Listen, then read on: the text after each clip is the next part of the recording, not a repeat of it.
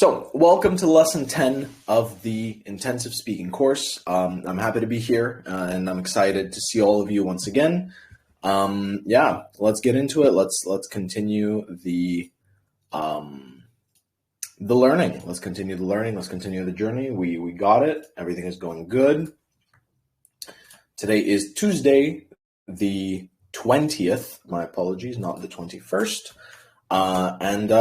We have the 10th lesson of the intensive speaking course, and today we have the topic of shopping, consuming, buying. And these three things are quite similar, but also quite different. Shopping is, of course, the general topic of, buying things, going to different places. But it's the act. So it's like the social act. The word buying is different because it's more about the physical act, like actually purchasing something. Whereas shopping is about, going somewhere, looking for some things, it's about that. Now, the other one, consuming, that is different. It's not about buying anything necessarily, it's about using.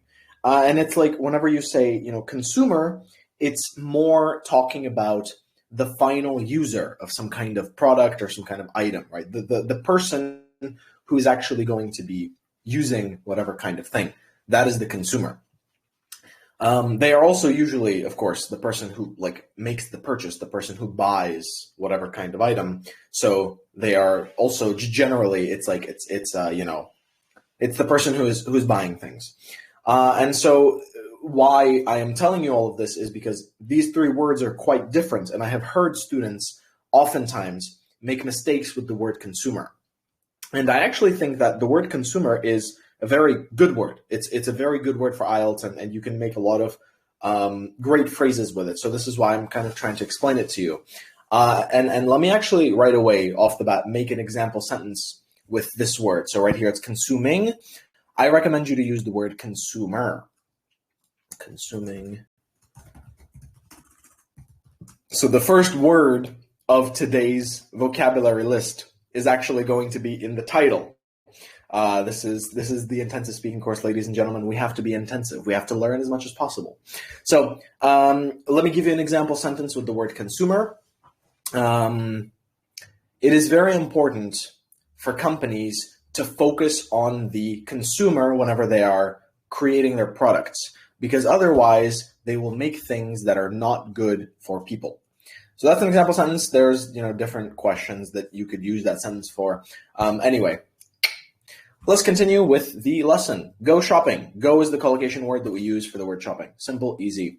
Do shopping. Also a very good collocation for it. So go shopping and do shopping. Both of these are correct. Let me explain what is the difference. Whenever you say go shopping, you are more focusing on the positive, fun aspect of it. You're focusing on I'm going to go buy clothes. I'm going to look pretty. Everything is going to be great and very fun. Whenever you say do shopping, you're focusing on buying necessities, necessary things, the things that you need. Let me actually write that down. Necessities.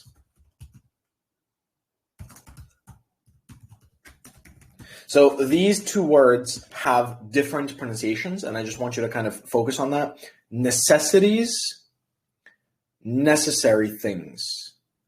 They sound very similar, but a lot of times I hear people say necessities things, and that's incorrect. So let's actually pronounce these words together right now. I'm going to say them, and I want you to say them after me. So let's start with the first one. Necessities. Once again, necessities. Focus on making this as relaxed in your mouth as possible. This sound right here, I think, is the schwa, necessities. It's you don't really need to say it at all. The most difficult sound here is the long S, necessities. So this word is a little bit difficult to say, but when you really get it right, it should come out of your mouth very easily, and it's good for your score. It's a good word. Now let's do this one. Necessary things. Once again, necessary things. So the difference is this word, as I said, it comes out very easily. This word should be more reserved. You should say this as necessary. And this S, it feels more, I guess, harsh. I don't really know how to like explain it correctly. As I said, I'm not like a licensed, pronouncing teacher. But the second word, necessary, it should just be faster. It should be faster. The vowels should be shorter. Sorry, not the vowels. The consonants should be shorter. Consonants meaning like N, C, S. They should be shorter. So like just compare. Like listen to my voice. Necessities, necessary. This is just shorter, faster, and you need to make it more snappy. That's the biggest thing. Okay, we're going to move on, but these two words are both very important, and I don't want you to make a mistake with them because a lot of students do. I feel like I have some cat hair in my nose. My nose. Sorry. Okay, let's continue. Refund. Refund comes, of course, from the word fund, which means money or some kind of payment, right? So when you say refund, it basically means money back, giving money back. You might have seen this whenever you were paying for the intensive speaking course. It says no refund. So this is that word, like no money back. Yeah. Refund means getting money back. Shopaholic. Shopaholic is somebody who loves shopping. I don't like this word. Like, I just personally think it sounds stupid, but it's not like an IELTS problem. It's not really a problem at all. It's just my personal opinion. I don't like the word shopaholic. I wouldn't use it myself, but here's what you should keep in mind. Like, a lot of times when people say, oh, I'm a shopaholic, it's like, it's a joke about the fact that, oh, I like shopping so much. But a shopaholic is a real problem. It's like saying,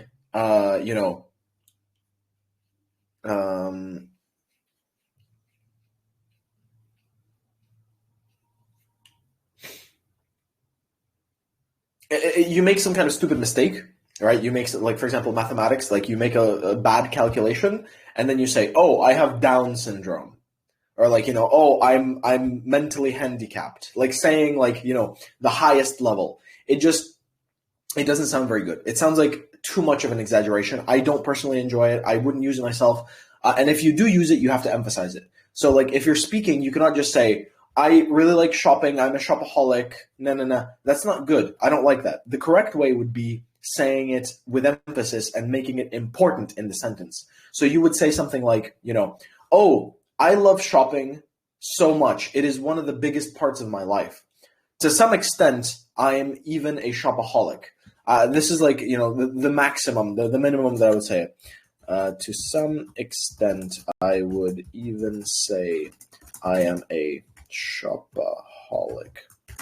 The reason why I'm focusing on this so much is because every single student that I've ever asked about the topic of shopping, they either say, I hate shopping, or they say, I'm a shopaholic.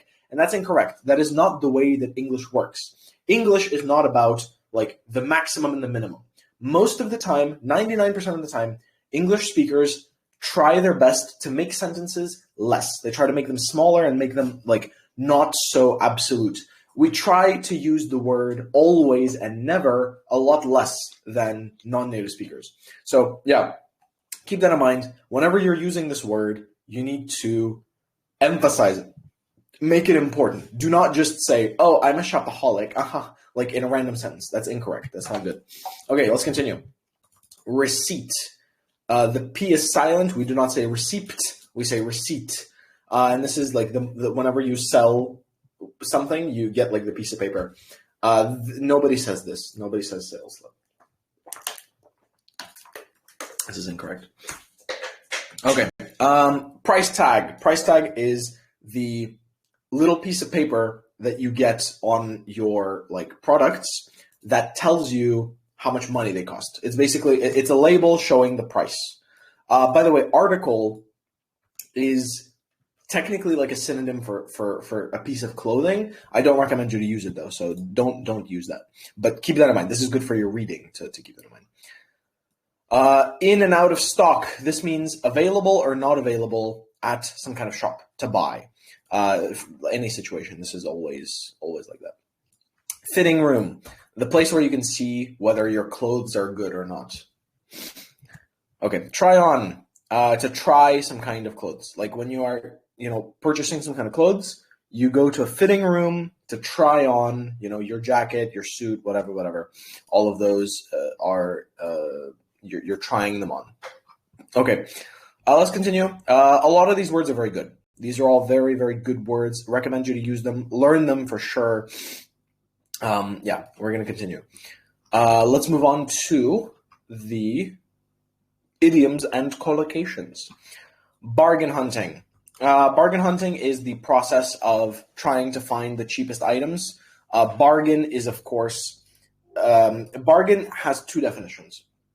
Bargain is a noun and a verb. The verb form is what you do at the bazaar. You come up to all of the grandmothers and you say, opa pioz nich pul. And then she says, beshming. And I say, yo, torming, ha ha ha. And then the grandmother says, torming, ha ha, bolda. So that's bargain, right? It's a verb.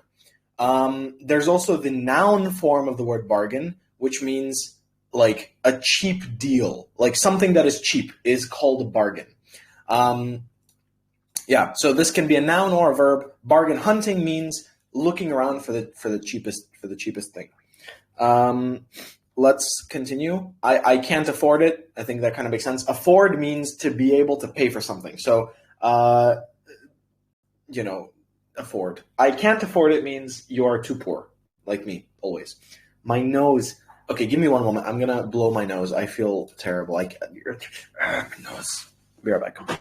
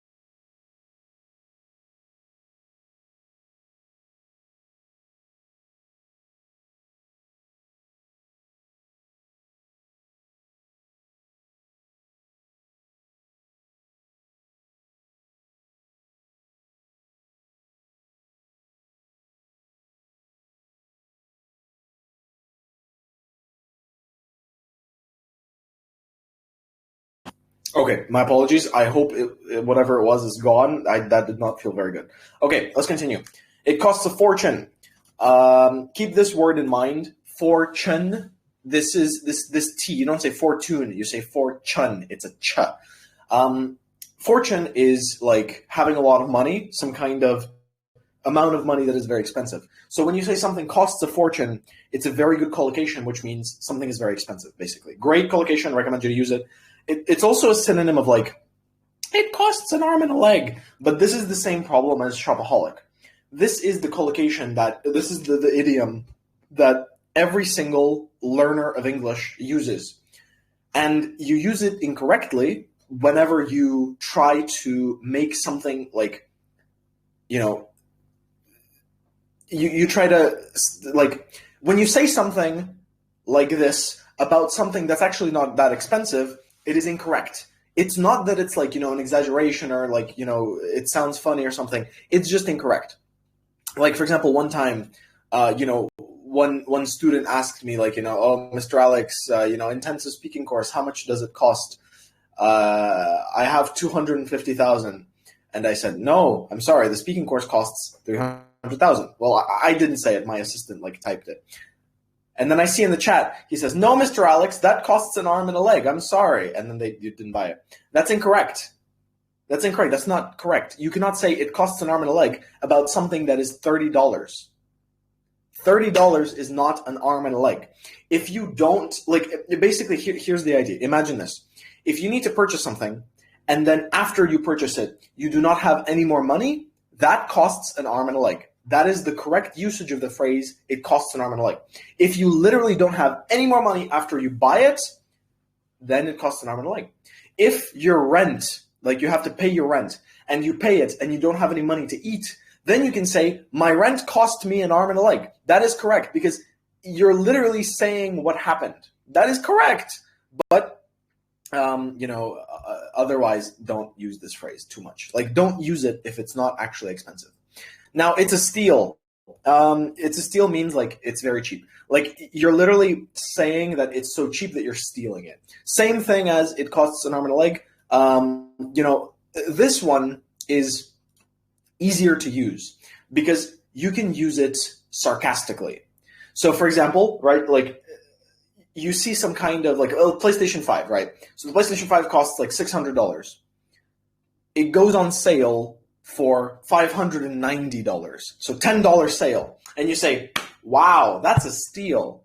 That's a joke. You're making a joke about the fact that it's not a steal. It's the same price. It's $10 cheaper. So basically, this one is easier to use because you can use it sarcastically. You can use it as a joke. Whereas this one, you cannot use as a joke.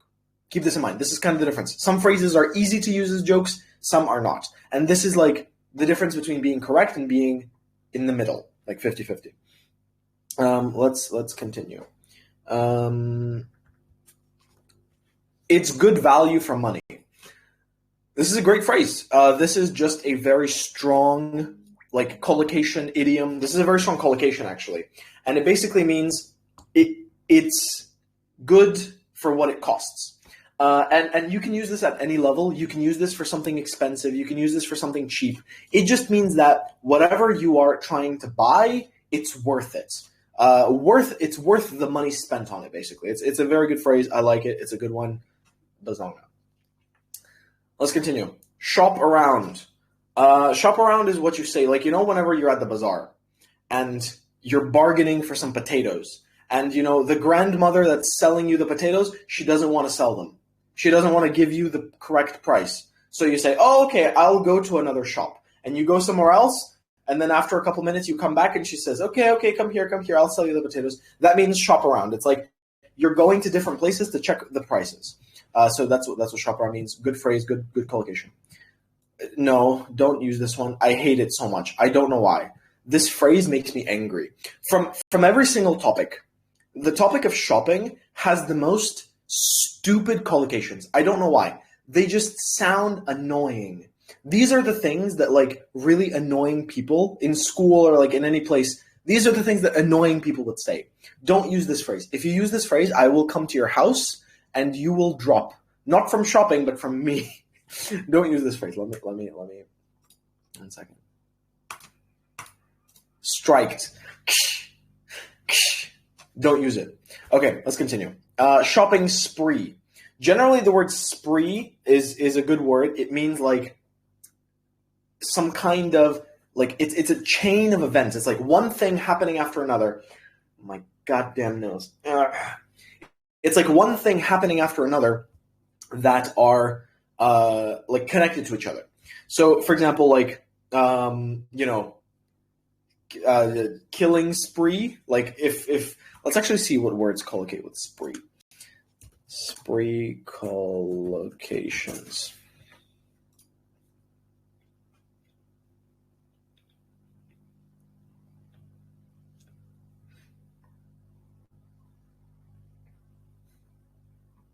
Okay, two things collocate with the word spree. Spree basically means a short period of time when you do something that you like. There's two definitions for the word spree. Buying things, like shopping spree, and killing people. So you can say like a crime spree, a murder spree. These are good collocations with the word spree. And also drinking, like alcohol, like alcoholism. You can say drinking spree. So these are the three possible collocations with the word spree, and two of them are about crimes, which is good. Okay, splash out on something. Splash out is a good word. This phrase, splash out on whatever, is good to use whenever you're talking about like making some kind of purchase that is already expensive, but you are spending extra money on it because it's important for you.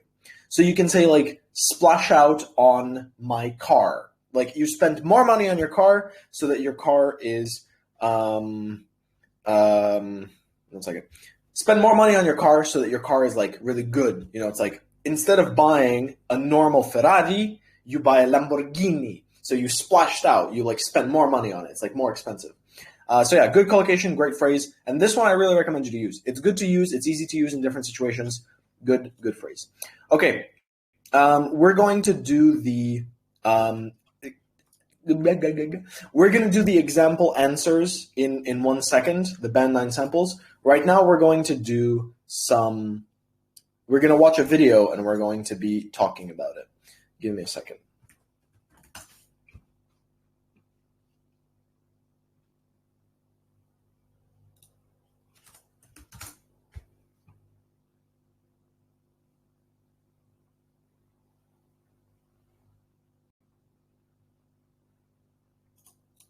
Okay, so here's one of my favorite videos. Today we're going to watch Vox again. I'm sorry. I think a lot of the videos that have been in this course have been Vox. Fortunately or unfortunately, I don't know. But yeah, I like Vox, and this video is one of my favorites. This video is about IKEA. And I don't think a lot of you know about IKEA. Let me tell you about IKEA. It's a Swedish furniture shop that sells like all types of furniture. And it's really cool. And so this is basically, this whole video, it's saying it's about IKEA, but actually it's not only about IKEA. It's about supermarkets. And I've noticed this mostly with Havas. Like in Uzbekistan, there's a shop called Havas. You probably know it. Well, okay, I'm not going to spoil the video. We're going to talk about this after the video. But yeah, let's watch the video. I'm going to play it right now. Listen. All right, say you've written a list and gone to the store, but you quickly start buying things that you didn't plan on. After all, fresh produce would be nice. Okay, did you hear the video? Do you hear? Raise your hand in the chat if you can hear the video. Okay, perfect. Awesome. Good. So let's watch the video once again, and then we're going to be discussing, as I said, one of my favorite videos. It's genuinely really cool. Let's do it. All right, say you've written a list and gone to the store, but you quickly start buying things that you didn't plan on. After all, fresh produce would be nice. And these look good. Half off? Why not? Wait, why is it so hard to stick to a shopping list?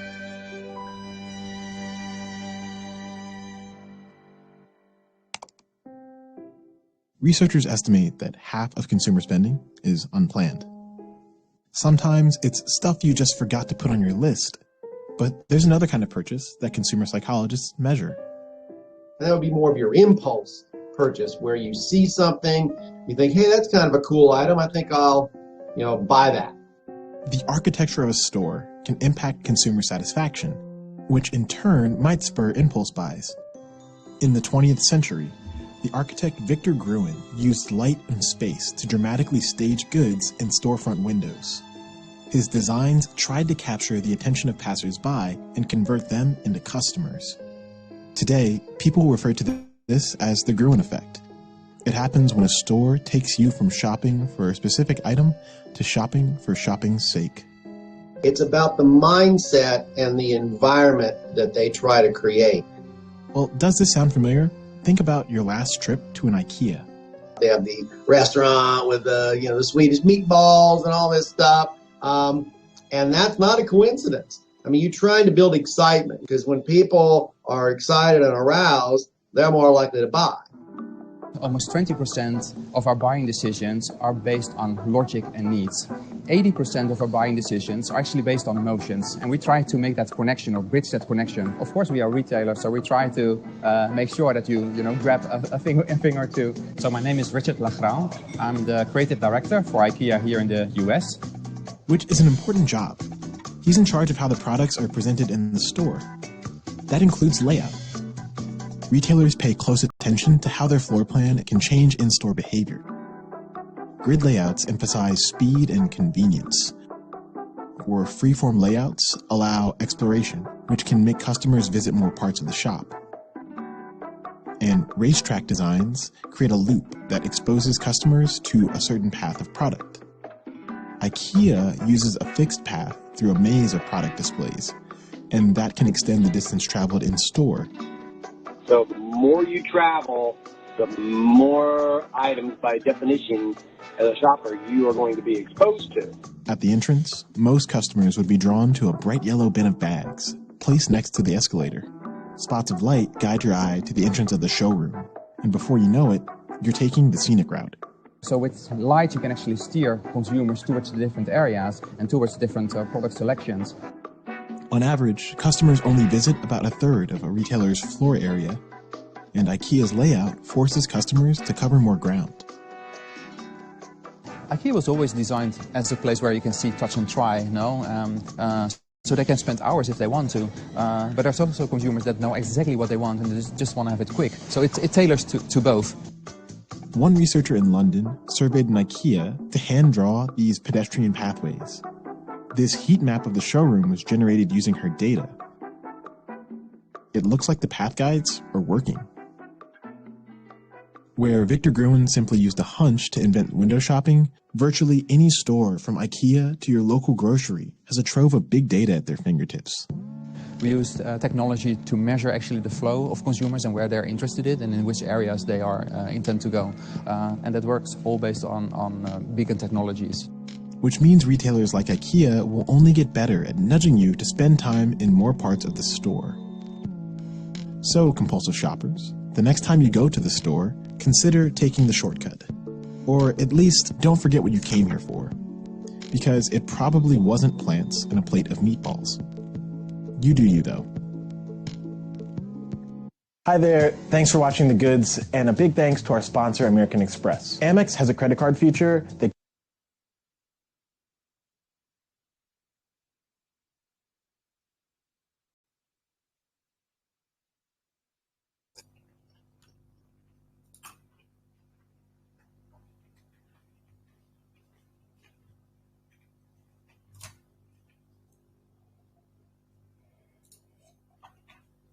Sorry, I was eating. Okay. Yes. Oh my God. It all makes sense. When you go to Havas, you cannot just go, take what you need, and then leave. Because as soon as you come in, you know what happens? You have to go like this. Through the whole damn supermarket. The whole supermarket. They always make them like a museum or something. You have to just go everywhere. Why? Why? Are you IKEA? I don't need anything other than, like, I don't know, sugar, or I came here to get some water. And then I just go and I have to look at everything. Ugh. Anyway. Yes. I'm going to ask you a question.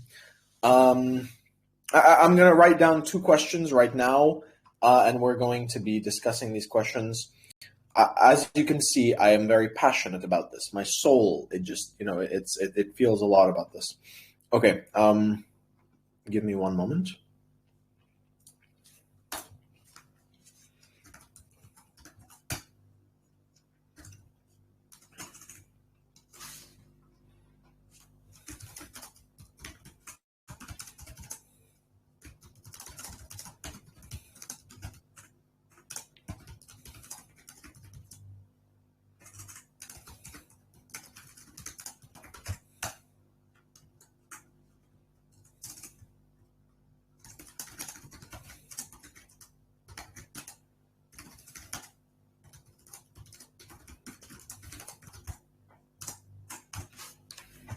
Okay, here we go. I got 2 very interesting questions. We're going to be answering this.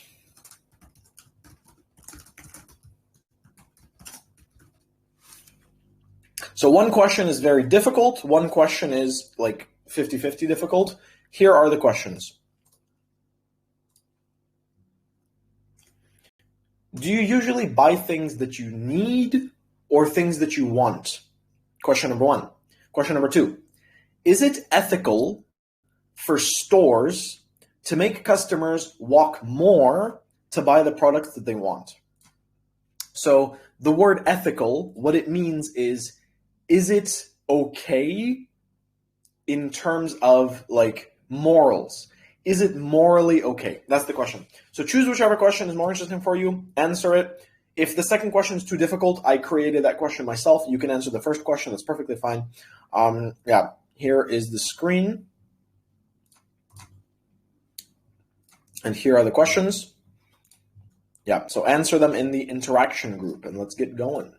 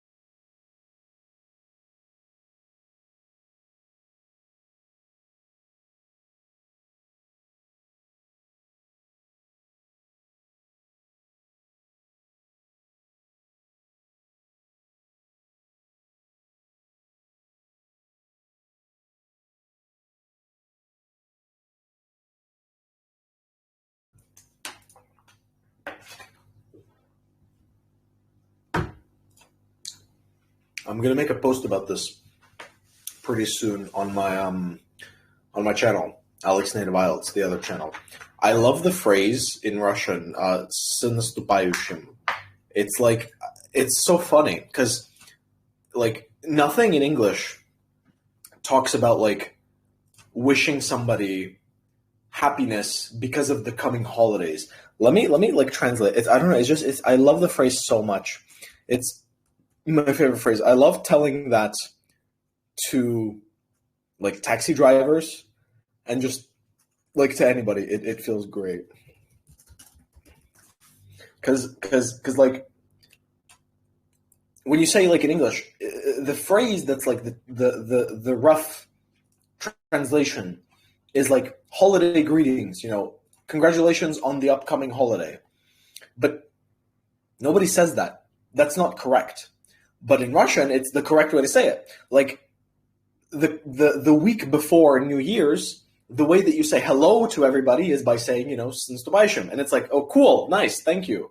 Like, it makes sense. It's logical. It's cool. I like it. It's great. Holiday greetings is the stupidest phrase ever. I don't like it. But this phrase in Russian, it's beautiful. It's great. Bruh. Anyway, okay, I'm sorry. I've been thinking about this for a while. This rant is over. Okay, let's get into the questions.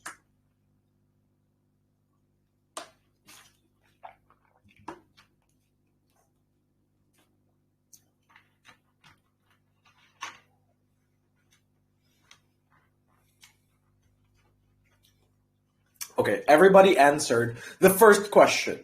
Why? Why did none of you challenge yourselves to answer the more difficult question? Huh? Why?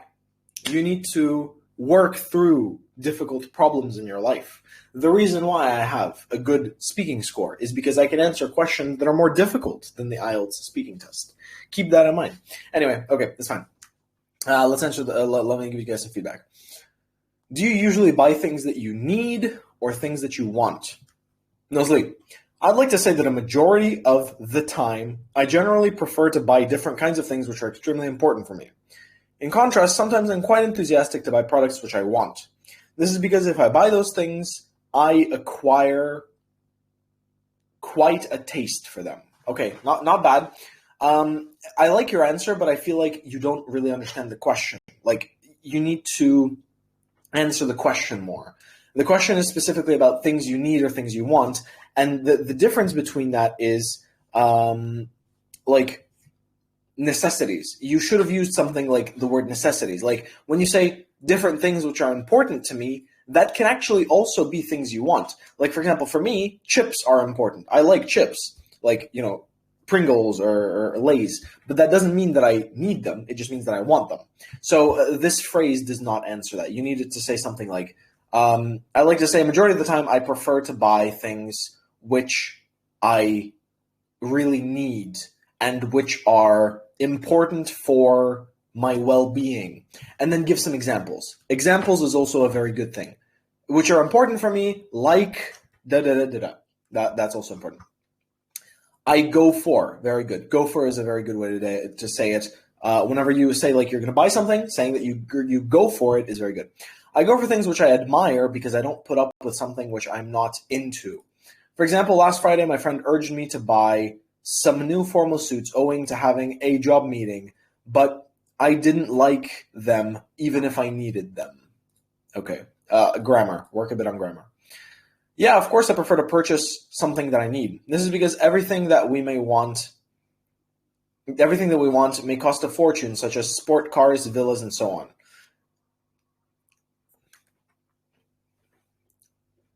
But what about like sushi or like expensive food or like, I don't know, something that's like not very expensive, but it's still like a little bit expensive. What about that? Like, sports cars aren't the only thing. Like, it's like, okay, I need to eat rice, water, meat, and potatoes. Step 1. Step 2, Lamborghini. there's some steps between that. So I feel like you're making it a little bit two-sided.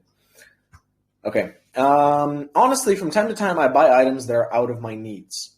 I choose things such as clothes, food that looks good and makes me feel like I need it, while in reality, great phrase, it's just because of my obsession. I am a type of person that is called a shopaholic. Okay, not bad, but once again, because of this phrase, I imagine that you are literally always in the supermarket or in the shops buying things all the time, 24/7. And if that's not true, then okay, because lying is okay. But I don't know. I wouldn't personally say this, but it's not bad. Okay, good job, Shazza. Basically, I buy things that I need. Because of that, we cannot afford to buy the things that we want. So I agree with everyone do that. So I agree that these two parts don't make sense. I think I understand what you're saying. Here's how you could say it. Because of that, I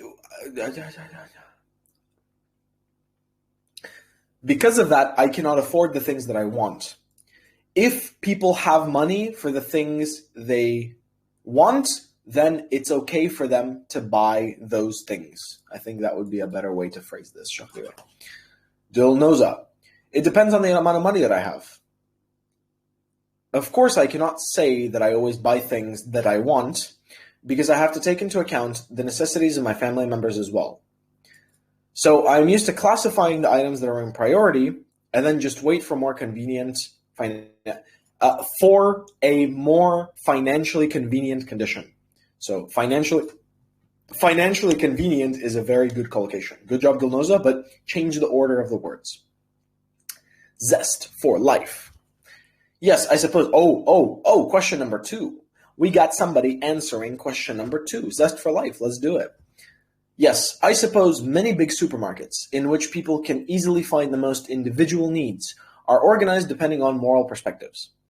By choosing that kind of smart way to make customers encouraged to purchase more products as they walk through, businessmen can make a lot of profit without any serious obstacles. Because nowadays, after many carried away researches, I don't know why you said carried away. You don't need the word carried away. After a lot of research, you don't need ES. The psychology of people, you don't need humankind. The psychology of people has become a lot more predictable. I really like this part right here. If you changed it and you made the changes that I told you, this would be a very good end part. But at the beginning, it's a little bit unclear. But anyway, it's good. I like your answer. Good job for trying something difficult. This part right here, though. So the question is it ethical, right? So when you say, is it ethical, there's 2 answers. Yes, it's ethical. No, it's not ethical. Your answer is, yes, they are organized depending on ethics, which does not make sense. That's not a good direct answer. The direct answer is either, yes, they are ethical. No, they are not ethical. Ethical means they are morally good. That is the word ethical. So you can say ethical teaching. This means morally good teaching.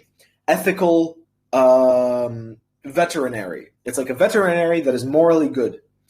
You cannot say depending on moral perspectives. That is grammatically incorrect and it doesn't make sense. But otherwise, you have a good answer and good job for trying the difficult questions. Zest for life.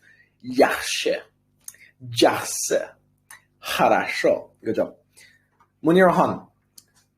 Not usually, because when I do shopping, if something attracts me, I can purchase that thing without making any plans. But sometimes I should buy more important things relating to my personal needs. I think that would be better. Because of my personal needs is not correct here. Ezoza. In my opinion, it is ethical to attract customers to buy more things, because by doing this, shopping malls can make more profits. Oh, this is number 2. Okay. Let me answer number 2.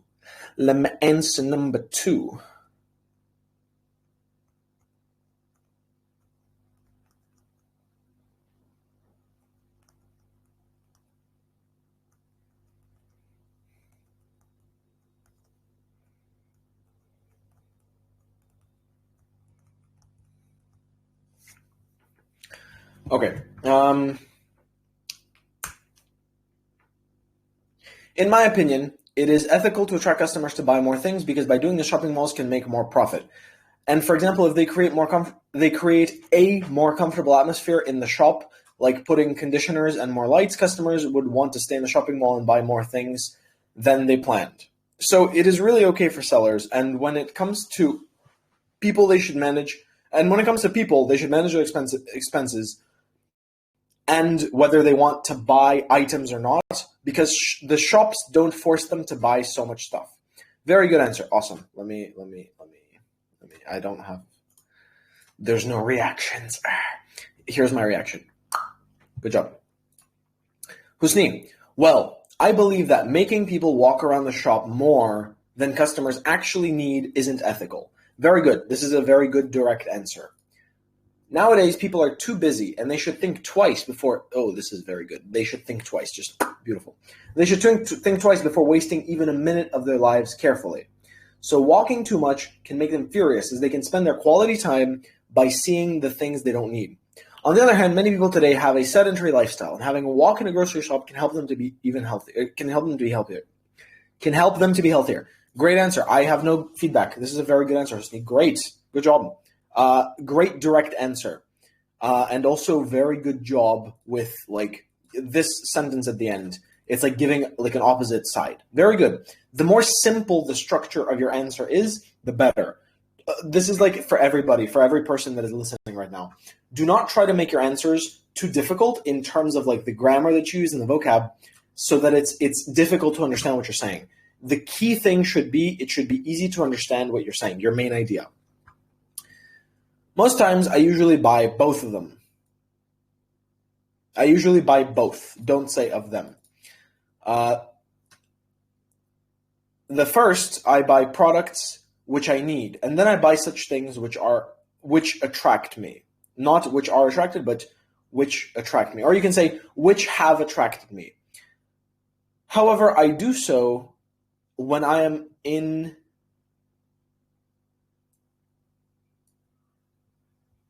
What? However, I usually do this after my mother or father have given me money. In brief, if I'm not spending my money...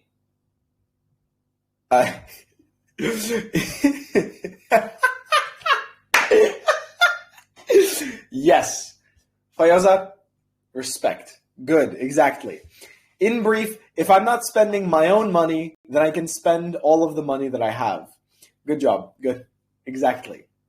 Good. Okay, Jamshid. Well, I make my decision to buy something before actually buying it.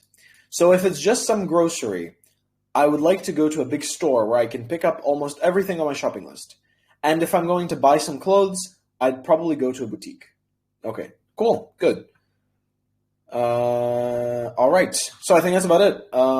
Thank you guys for answering the questions, and thank you to everybody who answered, the first, the second question. Both questions are relatively difficult. But if you did question number 2, then good job. I'm proud of you, because question number 2 was indeed more difficult. Yeah, you challenge yourself. Remember to challenge yourself every single day. It's very important. Good job. Let's continue to the rest of the lesson. We have a couple more things to do. I'm not sure whether we have time for... Okay, we have time. Let's do it. I'm going to get a speaking assistant. Please raise your hand if you want to be my speaking assistant. Fayoza. Yes, Fayoza, please say hello if you can hear me. Hello. Fayoza, I loved your answer. Your answer was just beautiful. If it's not my money, I love spending it. Thanks. It was great. Okay, are you ready to be my speaking assistant? Yes, I'm ready. Oh God, is your microphone okay? Your microphone sounds a little bit strange. Is it strange? Just a moment. It's not audible. Like I can hear you, but it doesn't sound very good. Like I'm confused. Can you change it a little bit? Yes. Can you hear me? Oh, that's better. That's much better. Yes, perfect. Awesome. Can you keep it like this? Just a moment. Have you sent answer questions? Yes, the questions are in the group. Are you ready? Yep. Then I will start. What types of shops do you use regularly? As with the vast majority, as with the vast majority of men, I actually really enjoy shops connected with tech, like different kinds of, technological things and different kinds of gadgets and gizmos and things like that. I really enjoy looking at different, computers and different kinds of new mice and keyboards and all of those different kinds of accessories. One thing that I absolutely hate, is clothes. You will never find me in a fitting room trying on clothes because I really don't like buying clothes. I really hate putting them on and taking them off. Mm-hmm. Okay. How do you feel about shopping? Generally, I don't really like shopping. Other than looking at different kinds of computers and things like that, when I go shopping, I try my best to choose what I need before I go to the shop, come to the shop quickly, take everything that I need in the correct size, and then leave as quickly as possible. I hate the customer service in a lot of shops where they try to give you the hard sell and they try to make you spend as much money as possible by recommending you all of these things. It's not because it's easy to sell me things, but it's because of the fact that I really don't like saying no to those people that are working for their money. They're working to earn money, and whenever I tell them no, it makes me feel like a bad person. Okay. Do you like online shopping or going shopping? I think online shopping is much easier. Generally, as I think I've said, I don't really like shopping, like as a whole. I don't like, buying things. I don't really like looking at things. And so because of that, it's much easier for me to just go online and see the things that are, the things that are good value for their money, the things that are easy for me to buy. And it's much easier to differentiate what costs a fortune and what doesn't online because you can compare things much more easily than you can in real life. What kinds of things do you buy online? My favorite things to buy online would be probably collectibles. One second. Okay. One second. Mm-hmm. My favorite thing to buy online would probably be collectibles because of the fact that most of them are very similar to each other. And when you buy them, the only thing you need to know is their quality, and you need to know whether or not they're old or not old, their age. Generally, collectibles are, of course, things like different kinds of playing cards or different kinds of, figurines. There's a lot of these different types of things. So that's probably my favorite thing to buy online, different collector's items. Okay. Do you agree or disagree that women spend more time shopping than men? I am not sure. I think that the idea that, women spend more time shopping than men, this whole idea, I think is very sexist. I think it's against women. I think it's made to kind of make a joke about women. And I don't like that. But I think that it's important to keep in mind that a lot of women are responsible for cooking in Uzbekistan specifically. And because of that, they're also responsible for buying food. And I think because of the fact that they have this responsibility, they need to spend more time in supermarkets and different places where, incidentally, they also purchase other kinds of things, maybe. So I think that it can be that they spend more time shopping, but I think saying that every single woman is a shopaholic is very, very incorrect. Let's do one last question. Okay. Do people generally prefer to buy products from their own or from other countries? I think it depends on where you live. I know for a fact that every single person in the US, whenever they see something that was made in the US, they think, wow, that's some good quality. That's a great thing. And they always want to buy those kinds of items. And I think that other people in other countries, they also like purchasing items from the US and different countries like that. But actually, I think it's important to keep in mind, just for everybody, that a lot of the things made like a lot and quickly, like for example in China, they're actually good things because it is important for things to be made quickly. Most telephone, cell phone parts are made in China nowadays. And I think that's a good thing, not only for purchasing, but also for society, because those things being made quicker is good for everybody. So that's generally my opinion. Awesome. Thank you, Fayoza. Thank you also. Have a great day.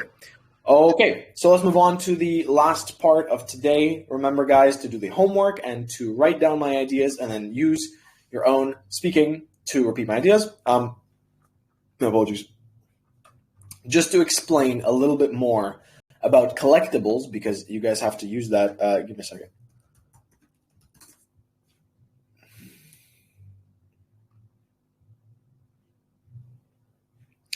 I don't know if you can hear it, but there's like a party downstairs.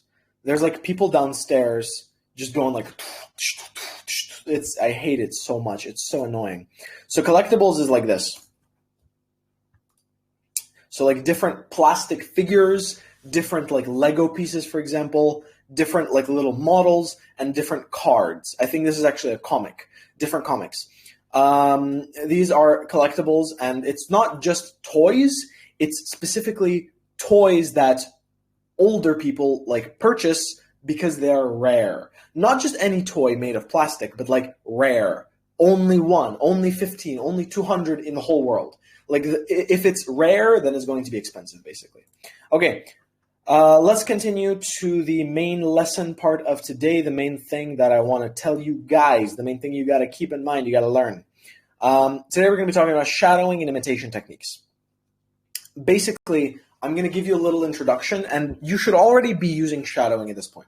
Whenever you're watching the YouTube videos for homework, I oftentimes give you shadowing to do, right? You have to like repeat the things that are being said. But shadowing is also more of a technique in a lot of ways. And I need to kind of explain to you how that works and what is shadowing.